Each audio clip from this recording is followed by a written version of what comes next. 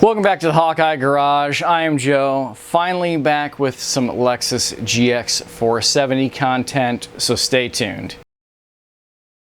That's right, the one downside of owning Lexus Toyotas and doing a YouTube channel is if you don't have a budget to allow you to be doing constant mods and upgrades to focus on maintenance and videos, stuff like that, eventually you're gonna run out of stuff to do because hashtag Toyota. Anyway, it is about time that I replace the outer window trim on the GX. This stuff, 2 black strips on each side. Each door gets one. If you are familiar with the 470 world, I'm sure you are familiar with this mod. I've done this in the past, and I know there's a bunch of videos out there about people doing this, but I noticed a problem with some of those videos and with a problem with when I did it twice, so let's take a closer look. Now I already have done this side, and then that's what led me to make the video. Originally these come with chrome strips, chrome strip here, chrome strip here, chrome strip right here, and about, I don't know, I suppose about 4 years now, I went ahead and replaced these with black ones. You can get these from eBay, AliExpress, Amazon, just about anywhere you can get them. I believe you can get actual Toyota ones. They're Prado part numbers, but it's like $25, $30 for the eBay ones. Are they the greatest quality? No, but for every 2 or 3 years, 4 years, I'll replace a set. Now that I know how to do it pretty easily, it's not that big of a deal. Let's just go over real quick. There's 2 screws, 1 screw on each piece. There's a screw here, same on the driver's door, and on the passenger or the rear doors, there is a screw in the front. It's a Torx screw, got to take those out.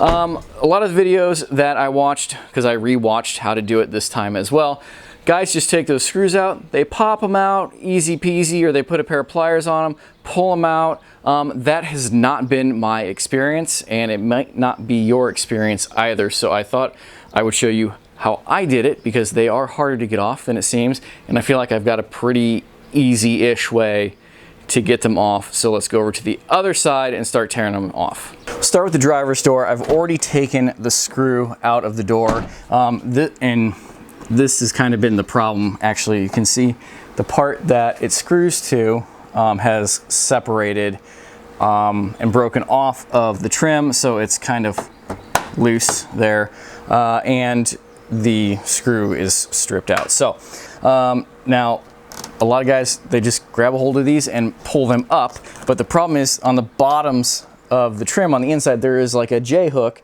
that hooks to like the pinch weld seam of the door, and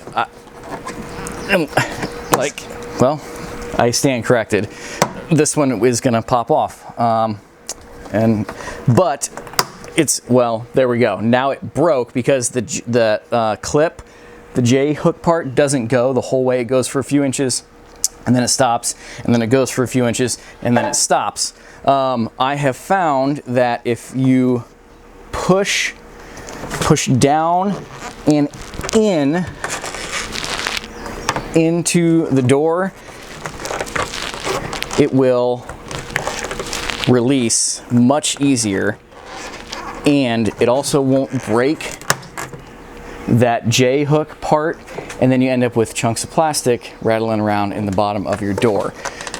When you get to the last bit, you can pull out because this last ½ inch actually goes in behind your mirror. Let's go on to the back door now. All right, I've got my screw out from the B pillar, or the C pillar, I guess technically, there.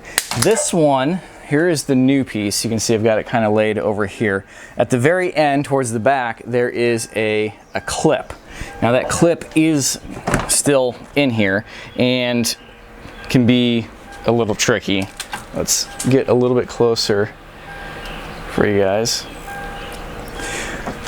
Long, relatively skinny screwdriver, go in behind the trim, not where there's anywhere that you're going to touch paint, and try to push in towards the door and up.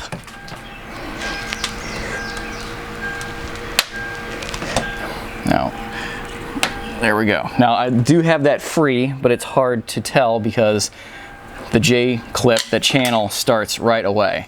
So I've got that up. Shut the door for a little more leverage.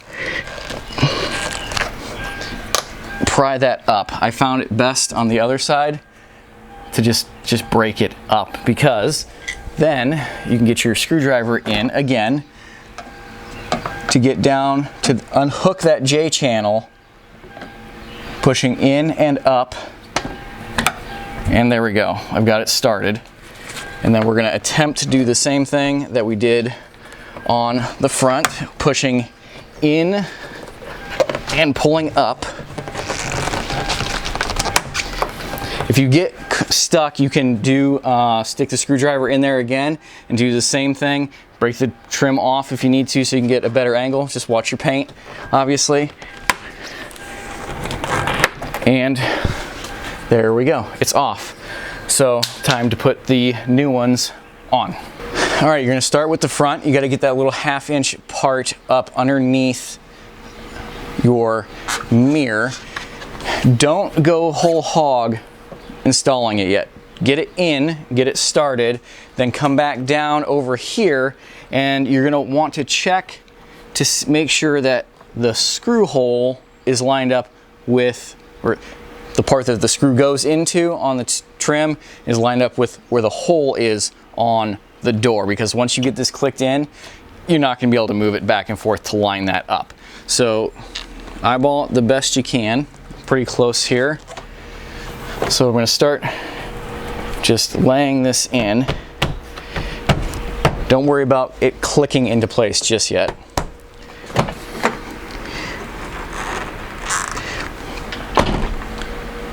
And we are lined up. You're probably gonna have to open the door and roll this back part in the screw hole of the door, because it's got kind of a lip on the trim, and if you just try to push it down, it kind of pushes the rubber part up and it doesn't line up. It makes much more sense when you're doing it in the moment. Now, another thing that I saw, guys, just pop these in, clicked them into place, easy peasy, job's done.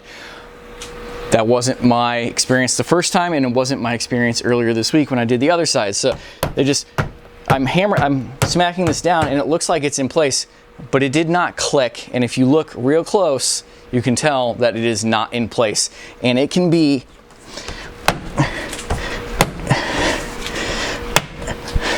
don't know if you could hear that on my lav mic or not, but that clicked into place. I'm still not clicked in. There, I got another one clicked in. My hole is still lined up. So you just gotta go down. It hurts the hand. That's still not clicked in. I might have to move the camera around and just go whole hog at it. But you'll hear and feel it click into place, and you're gonna have to get a little rough and tough with it probably. Now let's do the back one. So the back one, we need to line up the screw hole in the front, which is a little bit easier because we don't have to worry about threading that piece into underneath a piece of plastic. Lost my light.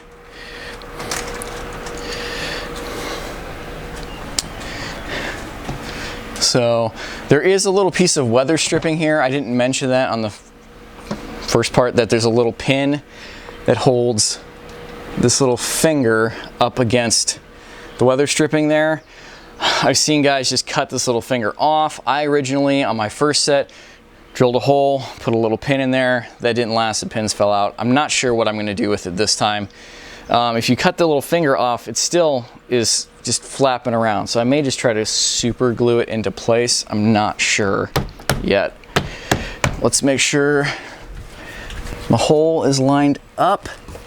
It is lined up. As soon as I click it down into place, at least it will be.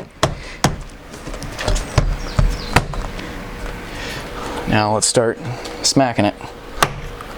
Got to click there. Click. Click.